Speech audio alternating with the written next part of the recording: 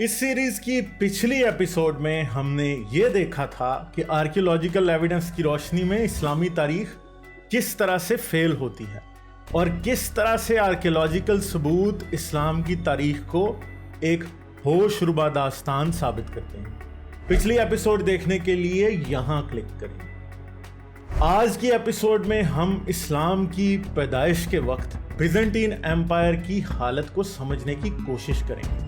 Video शुरू होने से पहले इस चैनल को सब्सक्राइब करके बेल आइकॉन क्लिक करें और ऑल नोटिफिकेशंस ऑन कर लें ताकि आपको आने वाली तमाम एपिसोड्स के नोटिफिकेशंस मिलते रहें। 7वीं सदी की चौथी दिहाई में अरबों ने बिजेंटीन एम्पायर के मशरकी सूबों पर कब्जा कर लिया।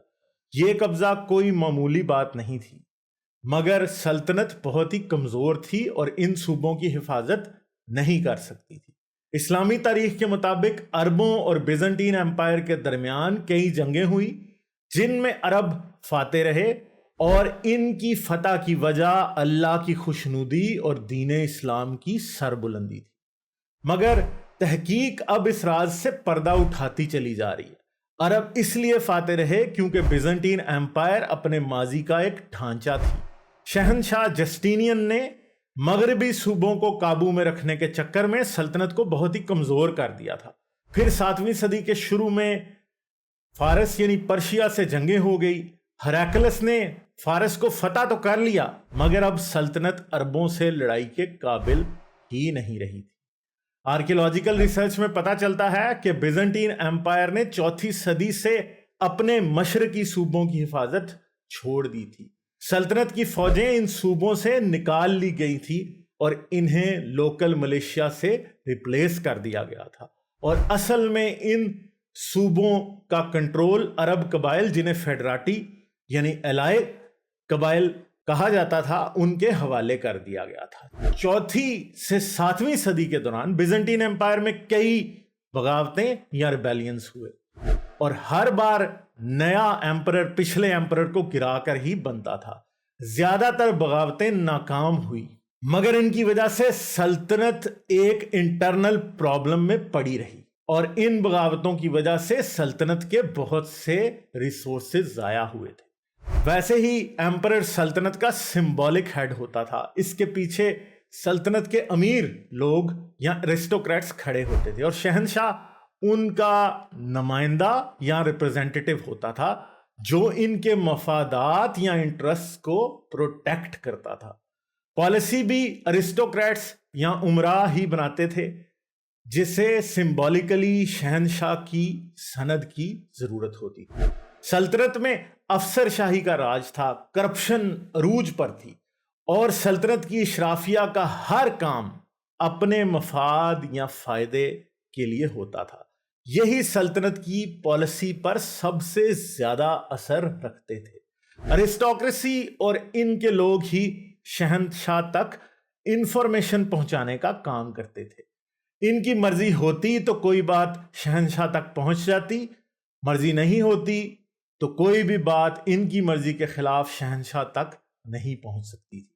किसी भी सल्तनत में 2 तरह की अरिस्टोक्रेसी या अशराफिया होती है। पहले वो जिनकी दौलत का दारोमदार सल्तनत की मिलिट्री एक्सपेंशन पर होता है और इनकी दौलत नए सूबों को फतह करने से आती है। मगर दूसरी अशराफिया या एलीट्स वो होते हैं जो कि सल्तनत के कैपिटल या मरकज में काम करते हैं। ये अरिस्टोक्रेट्स ज्यादा अमीर और ज्यादा ताकतवर होते हैं। इनकी दौलत का इन्हिसार तिजारत और दूसरे तरीकों से दौलत कमाने पर होता है और इनकी दौलत का ताल्लुक नए फतह होने वाले सूबों से बिल्कुल भी नहीं होता। और इन दोनों किस्म की इशराफिया के दरमियान हमेशा कुछ ना कुछ चपकलश या क्लैश चलता रहता है। जैसे जैसे सल्तनत फैलती जाती है और बूढ़ी होती जाती है, वैसे वैसे इसके मसाइल बढ़ते जाते हैं। नए सूबों पर शुरू में कब्जा करने में दौलत और माले गनीमत की भरमार होती है, मगर बाद में इन पर कंट्रोल कायम रखने में सल्तनत की अपनी रिसोर्सेज भी खर्च होती हैं और कितना खर्च करना है और कितना कमाना है, इसके दरमियान बैलेंस रखना बहुत ही जरूरी होता है। एम्पायर हमेशा यही चाहती है कि फतह शुदा सूबों को कम अज कम खर्च करके जितना निचोड़ा जा सकता है निचोड़ा जाए। ऐसे में कॉन्कर्ड एरियाज पर लोकल रूलर्स बिठाए जाते हैं जो कि सल्तनत के मफादात या इंटरेस्ट को प्रोटेक्ट कर सकें और साथ ही साथ मुकामी आबादी को कंट्रोल में रखें। इसकी बहुत अच्छी मिसाल पहली सदी का हेरोदीस या हेरोड खानदान है, जिसे रोमन्स ने इसराइल के यहूदियों को काबू में रखने के लिए इक्तदार की गद्दी पर बिठा दिया था। मगर सल्तनत के चैलेंजेस यहीं खत्म नहीं हो जाते। सल्तनत को कई ऐसे हुक्मरान सभी नए फतह शुदा सूबों पर लगाने पड़ते हैं और साथ साथ यह भी देखना पड़ता है कि इनमें से कोई भी सल्तनत के मफादात को नुकसान ना पहुंचाए और ना ही एम्पायर के खिलाफ अलमे बगावत बुलंद करे। बिजेंटीन एम्पायर इन सब मसलों से निपटने के लिए बहुत से मेथड्स यूज करती थी। इनमें नए कॉन्कर्ड प्रोविंसेस को छोटी छोटी इकाइयों या एंटिटीज में बांट दिया जाता था। आमतौर पर इन एंटिटीज पर हुकूमत करने वाले लोगों की आपस में दुश्मनी या लड़ाई भी एम्पायर के लिए फायदेमंद होती थी। इसलिए सल्तनत ऐसे कबीलों या खानदानों को हुकूमत देती थी जो एक दूसरे के मुखालिफ होते थे। इसके साथ साथ एम्पायर अपने एलाइ ट्राइब्स या इत्तेहादी कबीलों या लोगों को भी कई सूबों में कंट्रोल संभालने की जिम्मेदारी दे दिया करती थी। असल में सल्तनत का नए सूबों को फतह करना बड़ा आसान होता था, मगर फतह होने के बाद कई सूबों को वक्त के साथ साथ काबू में रखना मुश्किल और महंगे से महंगा होता चला जाता था। इसकी वजह से इन सूबों में सल्तनत के खिलाफ चलने वाली रिबेलियस मूवमेंट्स होती थी। जब इन सूबों में खर्च बढ़ता था तो सल्तनत में मौजूद दोनों किस्म की एलीट्स के दरमियान एक कशमकश शुरू हो जाती थी कि किस तरह से इन सूबों को काबू में रखा जाए। बहुत सी सिचुएशंस में एम्पायर प्रॉब्लमैटिक प्रोविंसेस से जान छुड़ाने में यकीन रखती थी और मामलात को एक बहुत ही मामूली सी एडमिनिस्ट्रेटिव रिस्पॉन्सिबिलिटी के साथ चलाते रहना ही एम्पायर के हक में सबसे बेहतर होता था। मगर कई बार बात इससे कहीं आगे निकल जाती थी और कंट्रोल बहुत ही मुश्किल हो जाता था। अब इलीट्स को यह चुनना होता था कि वो सल्तनत के अंदरूनी मामलात पर इफेक्ट डाले बगैर ऐसे सूबों से जान छुड़ा लें जिन को काबू में रखने के लिए नुकसान हो रहा है। इनकी कोशिश होती थी कि ऐसे सूबों से जान खामोशी से छुड़ा ली जाए, यानी बगैर ये दिखाए कि सल्तनत कमजोर हो गई है, इन सूबों को छोड़ दिया जाए। जब एरिस्टोक्रेसी किसी भी सूबे से जान छुड़ाने का इरादा कर लेती थी तो इसकी एडमिनिस्ट्रेशन में कम से कम इंटरफेरेंस किया जाता था और सल्तनत की इस अदम दिलचस्पी की वजह से आहिस्ता आहिस्ता इन सूबों में हालत खराब होती जाती थी और आखिरकार बात बगावत और जंग तक पहुंच जाती थी। मगर इस मौका पर एरिस्टोक्रेसी ये कहकर जान छुड़ा लेती थी कि मामलात इतने बिगड़ गए थे अब काबू नहीं रह सकता था, और इनका कहना यह होता था कि सल्तनत चाहे जितनी भी ताकतवर हो, इसके लिए हर मामले को काबू में रखना मुमकिन नहीं है। बिजेंटीन एम्पायर अपने ईस्टर्न प्रोविंसेस के मामले में कुछ ऐसी ही स्ट्रेटजी अपनाए हुए थी। सल्तनत इन सूबों को इकोनॉमी का लाजमी हिस्सा जरूर समझती थी, मगर इनकी मुकम्मल फौजी जिम्मेदारी लेना सल्तनत के बस का रोग नहीं था। सल्तनत इन सूबों को बहुत ज्यादा इंडिपेंडेंस दे चुकी थी और सल्तनत इन के साथ ट्रेड करके ज्यादा से ज्यादा मुनाफा कमाना चाहती थी और कम से कम खर्च करना चाहती थी। इन सूबों के बारे में सल्तनत की एरिस्टोक्रेसी या इशराफिया का यही कहना था कि इन्हें मुकम्मल तौर पर काबू में रखना मुमकिन नहीं है, इसलिए यहां डिप्लोमेसी से काम ही बेहतर रहेगा और फौजें भेजकर मामलात खराब करने की जरूरत नहीं है। इस मामले में सल्तनत बहुत सी किस्म की स्ट्रेटजीज या हिकमत अमली यूज करती थी। इनमें से कुछ ये हैं।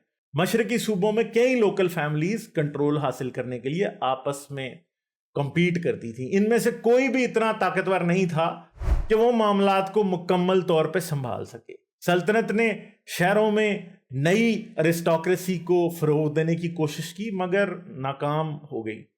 اس کے ساتھ ساتھ سلطنت نے اپنے یونانی آرتھوڈاکس چرچ کے علاوہ لوکل چرچز کو بھی انڈیپینڈنس دے رکھا تھا تاکہ لوکل لوگ اپنے پرابلمز خود ہی حل کر لیں اور بیزنٹین چرچ کو ان کے لوکل پرابلمز میں انوالو نہ ہونا پڑے۔ دوسری طرف سلطنت نے لوکل چرچ کو جو انڈیپینڈنس دے رکھا تھا، اس کی وجہ یہ تھی کہ وہ تمام لوگ جو گریک آرتھوڈاکس چرچ سے تعلق نہیں رکھتے تھے وہ سلطنت کی ذمہ داری بھی نہیں تھے۔ ایسے میں سلطنت کرسچینٹی کے مختلف ہیریٹیکل سیکٹس کو موجود رہنے کی جان بوجھ کے اجازت دیتی تھی۔ اس کی وجہ سے لوکل پاپولیشن ایسے مختلف فرقوں یا سیکٹس میں بٹ جاتی تھی جو ایک دوسرے کو پسند نہیں کرتے تھے، اور یہی سلطنت کے حق میں سب سے بہتر ہوتا تھا۔ یعنی سلطنت ہر لیول پر ایڈمنسٹریٹو، پولیٹیکل اور پھر ریلیجس ڈیوائیڈ اینڈ رول کا قانون اپلائی کرتی تھی۔ سلطنت بارڈر ایریاز میں ہمیشہ یہی دکھاتی تھی کہ جنگ جاری ہے، یعنی بارڈر ایریاز ہمیشہ حالت جنگ میں ہی رہتے تھے۔ فارس کے ساتھ یا پرشیا کے ساتھ ایسے تمام ہی جھگڑے بیزنٹین ایمپائر نے خود شروع کر رکھے تھے، اور ہمیشہ یہی بہانہ بنایا جاتا تھا کہ ایمپائر کے بارڈر ایریاز کو پروٹیکٹ کرنے کی یا ڈیفینڈ کرنے کی ضرورت ہے۔ اسی وجہ سے ایمپائر کی وہ ایرسٹوکریسی جو مزید صوبے کانکر کرنا چاہتی تھی بیک فٹ پہ رہتی تھی، کیونکہ ہمیشہ یہ کہا جاتا تھا کہ بارڈر ایریاز جب سیف ہی نہیں ہیں تو نئے پروونسز کو قابو کرنے کی ضرورت کیا ہے۔ اس کے ساتھ ساتھ بیزنٹین ایمپائر سرحدی صوبوں میں جنگجو قبائل کو بسا دیا کرتی تھی، اس وجہ سے بارڈر ایریاز کا کنٹرول ان کی رسپانسبلٹی بن جاتا تھا اور ایمپائر کو ایک بفر زون مل جاتا تھا۔ اس معاملے میں بنو غسان کی مثال ہمارے سامنے ہے، جنہیں ایمپائر ہمیشہ اپنے ساتھ شامل رکھتی تھی تاکہ وہ ساؤتھ سے آنے والے عرب انویڈرز کے لیے دیوار کا کام کر سکے۔ ایمپائر کا سب سے بڑا ہتھیار پیسہ اور دولت تھی۔ ایمپرر جسٹینین آس پاس کے تمام باربیرین کنگز کو تحفے دیتا رہتا تھا۔ وہ ہن شہزادوں کے لیے قیمتی تحفے بھیجا کرتا تھا۔ عرب اور شامی امراء، شمالی افریقہ کے قبائلی سردار، ایبسینینز، لومبارڈز، گیپڈز، ہیرل، اواری، ابیاری اور لازی تمام ہی جسٹینین کے تحفے ریسیو کرتے رہتے تھے۔ بیزنٹین ایمپررز کی تحفے دینے کی عادت بہت پرانی تھی۔ وہ وارئرز ٹرائبز کے لیڈرز کے لیے سٹائپنڈز مقرر کرتے تھے۔ مثال کے طور پر شہنشاہ ہراکلس نے بنو غسان کو بہت سی سبسڈیز دیں اور ان کے سرداروں کے سٹائپنڈز بھی مقرر کیے۔ یہ کام ہراکلس سے بہت پہلے 4 صدی سے ہی چلتا آ رہا تھا۔